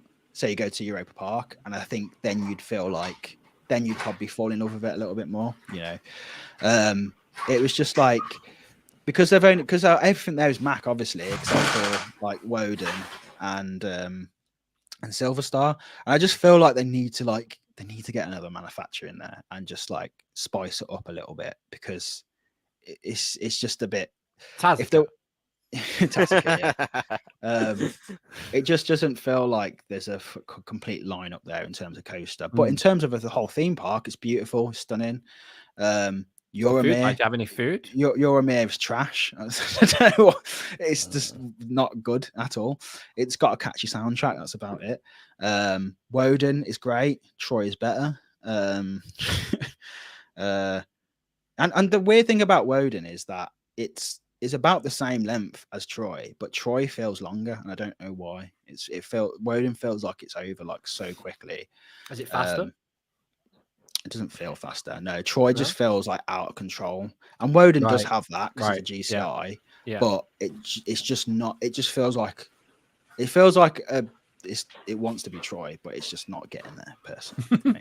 And it doesn't look as big as it either. It's not as big, but it's still a solid GCI. Probably my second favorite GCI. So there you go. Woden's a little bit faster. What about Blue Fire? It doesn't feel it though. It doesn't. Troy just feels unstoppable. Troy is 54, Woden's 62. So that's sweet. Yeah, I bet that's not Sean, not reality. How is Blue Fire? Blue Fire, really good. Like better than I thought. Because like that gets a lot of, I wouldn't say hate, but people go, "Oh, it's all right." Like I thought it was mega fun. Like it's really good. The launch is great on it. The fact that you launch, come around with a turnaround, and then go straight into like straight into a vertical loop feels strange, like on a Mac. Like it was just a really cool, fun experience. Hello, Dan. So yeah, Europa is a great park. Did you do Arthur? Arthur, yeah, I did everything. Did all the. How was that? There. Was that cool? Arthur was good. It feels like I remember looking at that coaster and going, why haven't more parks like got this thing? Because it seems like the perfect mix of like coaster and dark ride.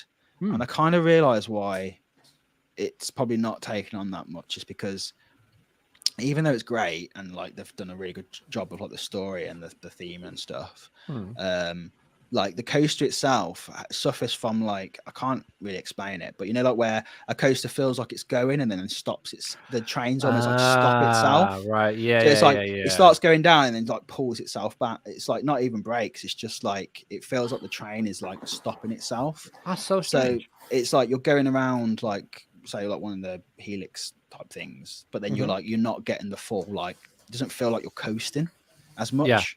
They just feel like very big. I'd like to see like a newer version of that, because I know they've got the Jurassic Park World type one, haven't they, in one of the other parks? Yeah. So maybe that's like a newer version of it. But it's a great little coaster. Pirates, for Tajaland, 100%, like 100%. That's nice. I like 100%.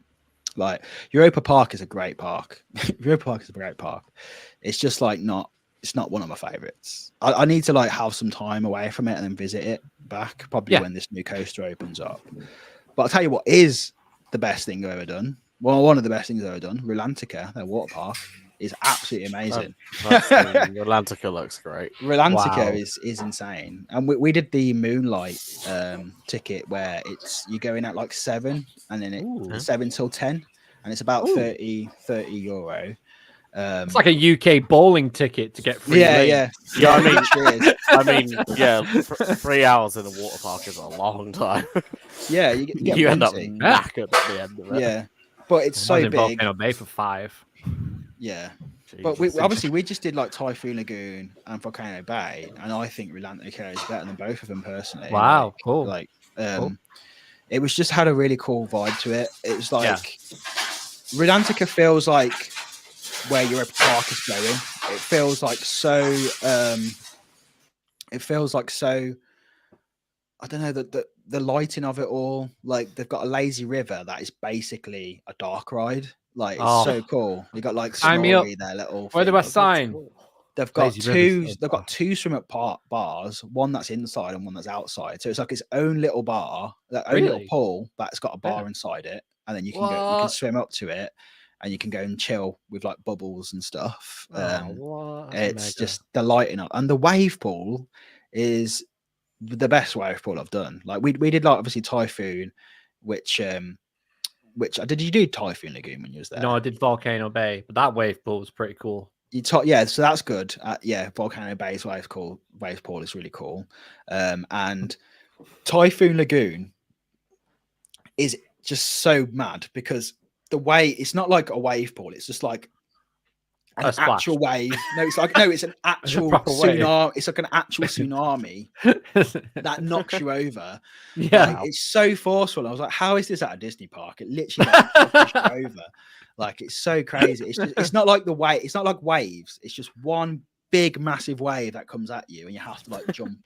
And it carries you probably about like across the whole place of it. That's mad. It's mad. Because the one at Volcano Bay does it in increments, doesn't it? Like it gets stronger. And they do it all. I love the ceremony though that they do. Boom, boom, boom. Oh yeah, it was so really good. Love that. Yeah, that was really cool. Touch that. Yeah. But did you do the Raging River at Volcano Bay? Yes. That's so much fun, isn't it? It's so much fun. But we did probably about 10 laps of it.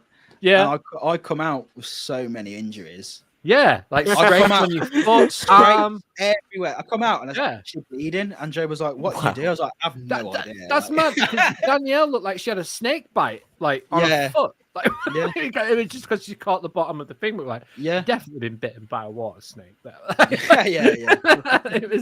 It was like crazy. But we had a little. I had a little thing because we got because we didn't know where to put our sunbeds or the lockers or anything when we first went there. We literally did next to no research on it. Watched one vlog, I think, but we didn't know what we were doing. So we put the first lockers by the entrance, which is the furthest away from any beaches you can get to. So we were like, shit, we've already paid for them. All right, so we're going to find some sunbeds. We found this nice little cutout. Yeah. But then by the Raging River entrance, there's loads of sunbeds. Yeah. So I was just like, let's just stay here. I'm going to go and grab an extra large thing and just put it on the back where there was 2 cages. There's the one at the front where you all queue up for them. Yeah. There was like another one tucked away behind it. And I just literally get up off my sunbed, throw it on, jump in, come back off, throw it over. Like I was just doing that back and forth for about 4 hours. It was great fun. Yeah. See, like me and Joe, we like our idea of like a rest day was going to like these water parks. Yeah, it's just not water parks are not a rest day. No, really not. Because me and Joe, like we'd get there and like 4 hours later, we'd just like we've not even got a sunbed. We've just been like walking around and queuing up and swimming for like we didn't get a sunbed at all. No, it's not a rest day. We just didn't do it. And then I end up more tired going to like a water park than I do go to a theme park. It was so good though, Volcano Bay. Like it was awesome. Yeah, it was fun. It was fun. We didn't do that many of the. We did all of the slides at Typhoon, but we did a couple of them. I wasn't a fan of the whole. I thought I'd like the virtual queuing. But don't work. It's not good because you're waiting like 2 hours to even join a queue, and I'm like, I didn't get to do the roller coaster. Did you do the roller coaster? No, because we were just like, okay, I scanned it, and it was like 400 minutes. Yes, right, legit. Like, wow. No, I had 380 minutes on my watch when we got in. 5 hours later, it went to 210 on the way out. I was like, that don't fucking work. Give it back to the guy. I was like, shit, that. It's just I thought that would work, but it just didn't. Like I'd rather just queue up for it and just do it. You know what I mean? I probably should have. Like everyone was probably doing that. I mean, it was busy when we went. It was full. Like when we left, it was full. But we ended up just like not doing the coaster, and we did a couple slides. One of the slides was you're in like in a tube, as to call it, and it's the one with like the vertical. I don't know what the names are for like the slides, but it's the vertical kind of half pipe thing. Mate, I did that, and I was like, I'm done. Like that scared the shit out of me because I was going backwards. I don't know. It was me and Jay's like weight distribution. But if you ever do a water slide together, I just get swung backwards and I do it backwards, and I'm like, you go off like you basically get airtime down it. I'm like, to know where you are, and then like go up and then come back down. It was just I was like, thing is with water slides, I love them, but when they're too intense, I'm like, I do not feel in control here. So I'm gonna injure myself right now. I've got a bad track record with them because I think I told this before, but I did the only drop slide I've ever done, you know, where the drop becomes underneath you. The only one I did was in Thailand at the Nickelodeon water park they've got, which is a cool water park, but I did that. And I burnt all my hands. I got friction burns on all my hands on it, and it was like I couldn't it was horrible because like for 3 days afterwards, it was like hurting to drink something because it was so cold. Yeah. But so I didn't do any drop slides. So that's the only thing I didn't do at Relantica was the drop slides. I was like, I'm gonna face my fear. I'm gonna do it. Went up to it, saw someone go down it. I was like, nope. You don't scare easy either. That's like that. Yeah, I know that's the thing. Like I do not get that scared of anything. You popped up the big one. I was like, yeah, I'll be up in a minute. Like heights and anything like that. But I think it's when I don't feel in control, that's when I start to scare a little bit. Yeah. No, I completely get that. But how good did that coaster look though? It looks so good. When you're on the river rapids, you can see it, can't you? And you're like, whoa, God. It's a massive drop. It's like 60 foot or something. It's ridiculous. It's mad. It's cool. So that was Europa. Great park. It's I heard that they've just have you seen about this experience? Dining experience they're opening up. No. What's this? Yeah, I've heard about this. A dark ride, a trackless dark ride dining experience. So you're basically on a trackless dark ride thing, eating. What? Mm-hmm. Yeah. What? So they've got this map. We drove past it. It's right next to Relantica, but it's a massive warehouse. So it's outside the park. Oh, and we were like, what? We were like, what is that? And it said, brand new dining experience coming soon. And we were like, sounds a bit like when you see that, you're like, what's the name it's supposed to have? Is it like 101 or 100? Meals on Wheels? I think it's called. I think it's got some weird funky name. I think it's like adrenaline, but with eat in the beginning of the name. It's like eat adrenaline or something like that. It's. I don't think it's gonna be. I don't think it's gonna be that crazy. It can't be. Tucking into your roast beef and then it just jolts and the gravy goes everywhere. So I mean, my idea is that it's going to be like a massive, just really well themed room, and then it's going to be basically just moving quite gently around it. Because it said someone asked what happens if you need the toilet, when you're on it, and apparently there's a button that you press and it takes you over to the toilet, and then you step out and then go to the toilet. So it sounds like insane. That's something I want to say about Europa. I don't want to sound like I'm hating on it because I'm not. It is a world-class theme park. It's up there. It's up there with the best theme parks. It definitely is. But the fact that Mac are just trying to cover everything, absolutely everything. So you think about that place. They have their own they have Mac Next. They have the is that what they call it? Mac Next. That their in-house clothing video production company, isn't it? VJoy is the streaming platform. Yeah, that's but I'm on about their actual team that makes all the animation. Right. Yeah. That they actually have. They're literally a version of Disney, aren't they? They are self-reliant on themselves. They don't really need to. I mean, there's probably certain ride elements when they're making a ride they need to outsource, but on the whole, they have everything they need. It's mad. It's so crazy, and I'm really looking forward to the future of I was just going to say the future with that, because obviously they're building all these teams now and they've had them for ages, but the technology is probably not caught up with the ideas that they've got there. They sound like they've got this crazy a dark ride that takes you up to a counter to buy food. That's ridiculous. No one's thinking about that. So it's then that could only be achieved now, really, from what we've had in the past, since Rise and all that kind of stuff. So it's you can do all that now. So what are they thinking of next? It is a place that I'm always thinking what are they doing next? What are they doing next? When's the elite coaster coming? That's it's one of them parks that I've always thought I want to visit, but there's not much for me personally. I got around SeaWorld in 4 hours just riding the coasters, right? Because that's what I'm there for. I'm there for the coasters. And at Europa, it's there's not many that, other than Blue Fire and Silver Star, there's nothing really that draws me in. Woden's good. Woden, it should be on your be on your thing, because it's insane. Especially if you haven't done a GCI, another GCI other than that's to that level. It will blow you away. I can imagine. I think I personally think Woden's the best coaster in that park. 100%. But that's because I just love GCIs. But I think they're just missing something from the lineup there. It's not always, don't get me wrong, it's not always about the coaster lineup. Like Efteling hasn't got a very strong coaster lineup, but I love that park. It's probably up there with Phantasialand for me. Yeah, definitely 100% is.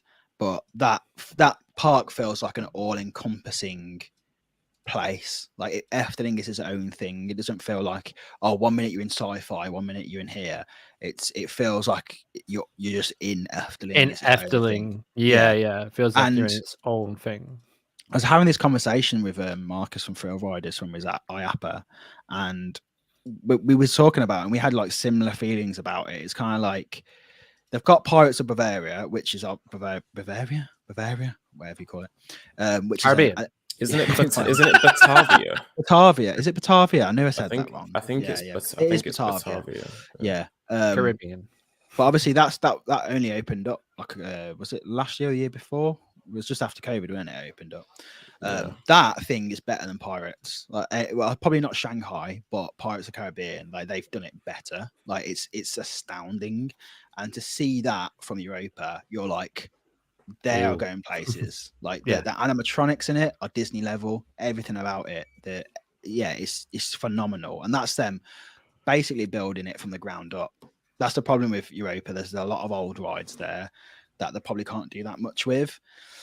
Or if they did, their loyal fan base would probably get a bit crazy. A bit like Disney, right? Yeah, like, it is. It is. 100%. 100%. So like that gave them an example, gave them the opportunity to go, this is actually what we can do now with all our inbuilt. Shut the fuck up and let us do our work. Let us do our job, literally. But yeah, so it is crazy. Like I'm really looking forward to seeing what they do new. But the thing is with Europa is there's such a massive like resort that they can only do one thing at a time, and they're like always focusing on like, okay, now we're doing the family stuff. They've not really been given the opportunity to do anything of scale. So with this new coaster they're building, like I'm really intrigued to what they're going to do with that, because do you think after this we could see a dark coaster similar to Cosmic? I would love to see that. Like Can Coaster, what they've done with that is really cool. Like they've obviously that was an old coaster, but they've redone it, and that's really, really good. But I'd love to see, like you say, like a ground up dark ride. I mean, they've got Arthur, so I don't know if they need to. I mean, I don't know. Personally, for me, what I'd like to see is just like a different manufacturer in that park again. Like, I mean, I don't know. B&M. No, they've got Silver Star. Oh, they got B&M. Yeah, of course they got Silver Star. So probably like an RMC would be sick, personally. Like if they did that, like that would feel like if they had like a Gwazi or Zarja in that park. That would feel good. That would fill a hole, so to speak. So they've got a bit of everything then.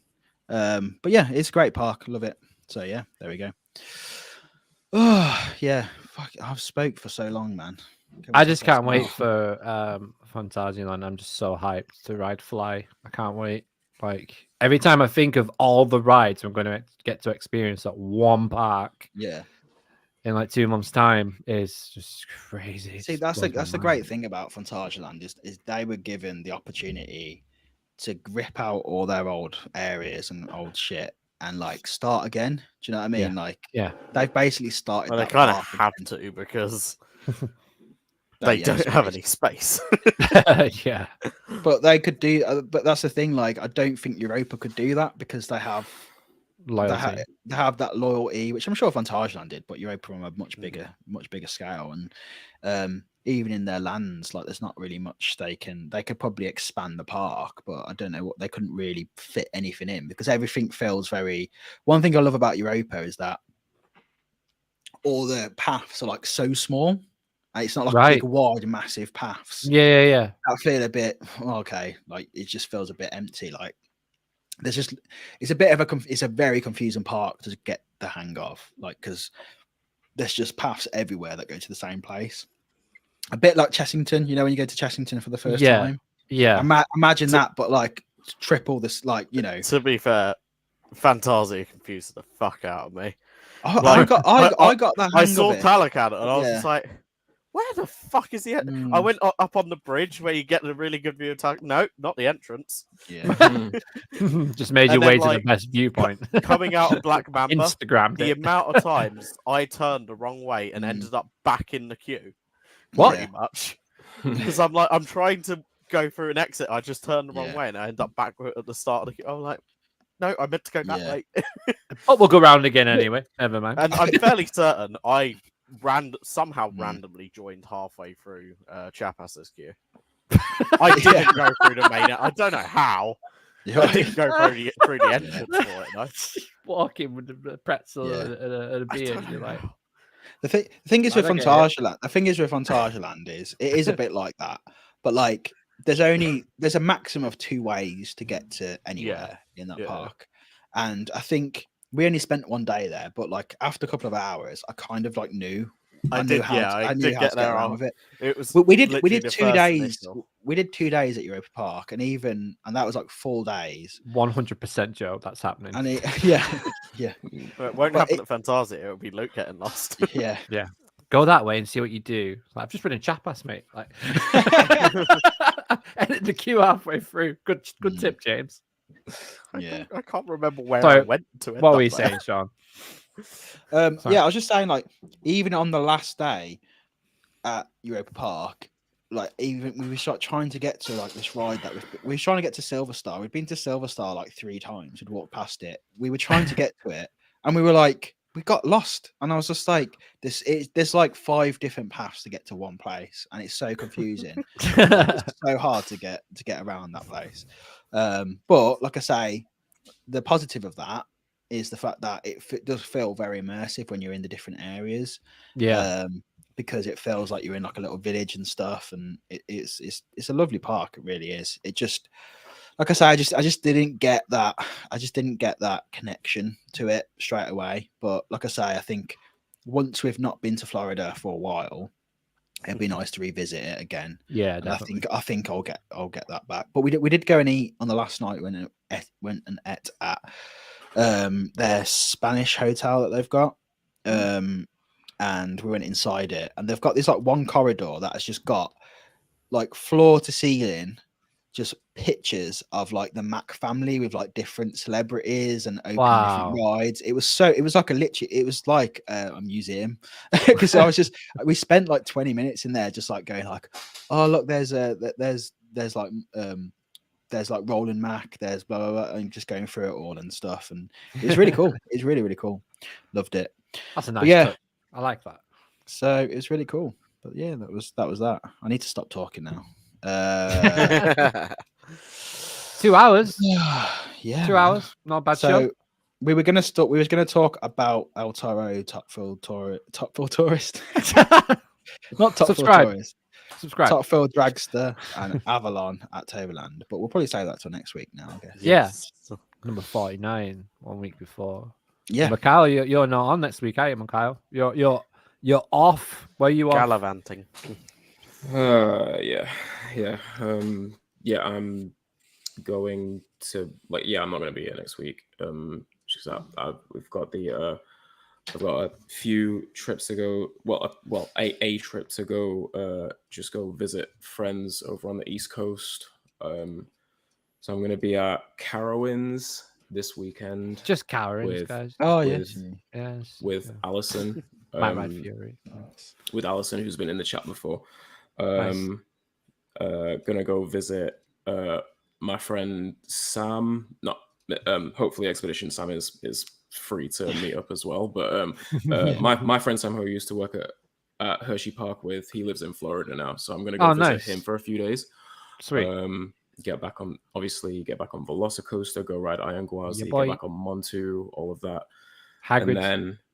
And Hagrid's too, yeah. And then we've got the Buzzed Bars Atlanta Stumble the following weekend. Nice. So God, you're busy, man. Yeah, he's busy.